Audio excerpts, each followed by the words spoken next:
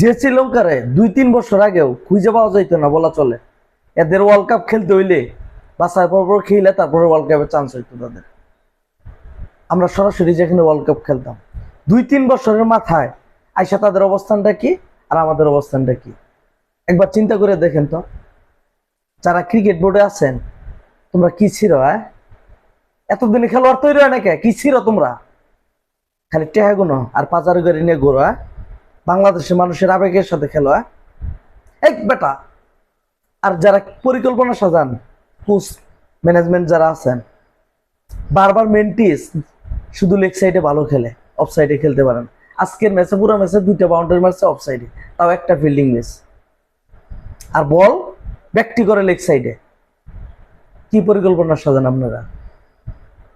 আপনাদের কি টাকা দিয়ে রাখা হয়েছে হাওয়া খাইবার লেগা আর দেশ বিদেশ ঘুরে বেড়াবার নিগা?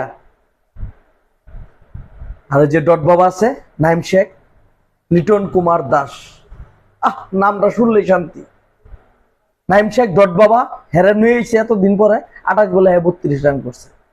আর যেখানে ওদের খেলোয়াড় 16 বলে 42 করে নিশাঙ্কা, আরাম করে না 28 বলে 32 করে।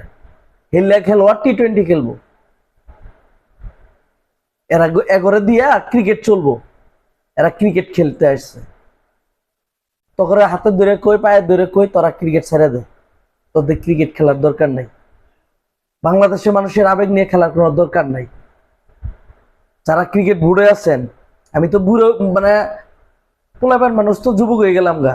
আপনার তো কোনো পরিবর্তন দেখলাম না। আপনার ঘর খেল দিয়ে যে পাজারু নিয়ে ঘুরবেন আর বুড়িটা ফুলাইয়া একা ঘুরবেন। আপনারা কি ছিলেন? আপনারা এতদিনে খেলোয়াড় তৈরি করতে পারেন না?